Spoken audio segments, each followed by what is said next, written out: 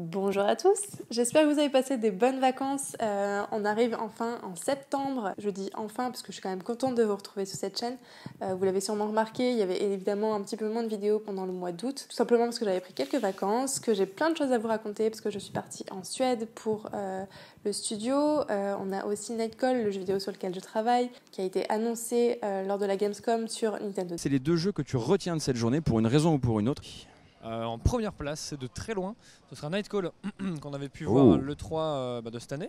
Je vais vous raconter tout ça dans une prochaine vidéo, promis. J'ai aussi quelques voyages prévus, notamment un au Portugal, un autre à Paris et enfin un à Bruxelles. Donc si vous êtes dans le coin, n'hésitez pas à me le dire dans les commentaires. On pourrait peut-être s'organiser quelque chose comme ça rapidement, ça peut être sympa. Vous l'avez compris, donc les vidéos vont reprendre petit à petit sur la chaîne.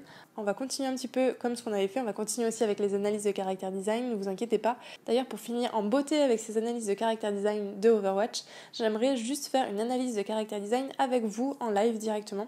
L'idée du coup, ce serait qu'on analyse ensemble Hammond, le hamster de Overwatch, le dernier personnage qui est sorti il y a quelques semaines.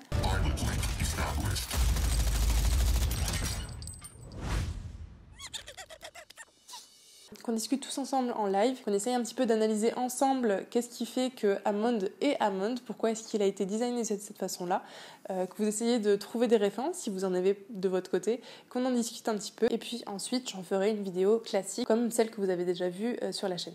C'est un live qui sera peut-être prévu peut-être fin septembre, début octobre, quelque chose comme ça. Donc si vous n'êtes pas abonné à cette chaîne, je vous conseille de le faire au cas où, histoire que vous soyez quand même tenu au courant s'il y a un live. J'aimerais aussi augmenter le nombre de podcasts qu'il y a de présence sur la chaîne.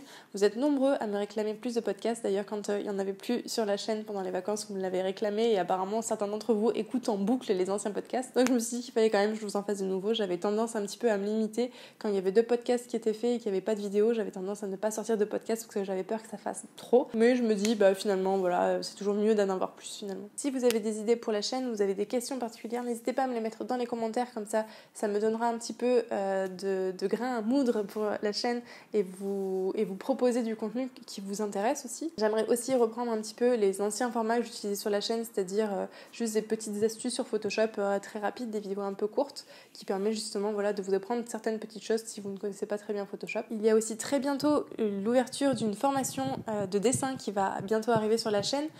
Certaines personnes d'entre vous sont au courant si vous écoutiez les podcasts.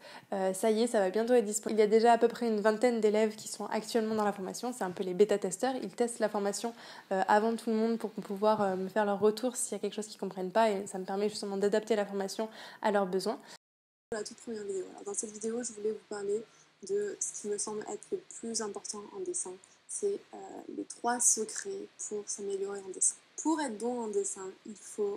Les portes de cette formation-là vont réouvrir logiquement le 1er octobre. Vous pouvez déjà commencer à mettre votre mail dans un formulaire d'inscription qui est en dessous de la vidéo. Ça vous engage en rien du tout. C'est juste que ça vous permet d'être tenu au courant quand la formation ouvrira et que les portes des inscriptions ouvrira, parce que c'est quelque chose qui ouvre que de temps en temps en fait. Elle n'est pas tout le temps disponible cette formation, parce que ça me permet justement de pouvoir être disponible pour les élèves quand ils arrivent. D'ailleurs, si vous êtes un des bêta-testeurs, n'hésitez pas à mettre un petit commentaire sous cette vidéo-là, ça me fera plaisir de vous voir. Dans les prochaines vidéos qui arrivent sur la chaîne, je vais aussi vous parler de l'iPad Pro, parce que ça fait quelques semaines que je l'ai, quelques mois maintenant. Je vais vous faire un petit comparatif iPad Pro versus Cintiq. Donc si vous avez des questions par rapport à ça, n'hésitez pas encore une fois à me les mettre dans les commentaires, comme ça moi je pourrai y répondre dans la vidéo. Et je pense que c'est à peu près tout. Du coup, moi je vous dis à la prochaine fois sur lecarnetdigital.com pour un article, une vidéo ou un podcast. Allez, ciao!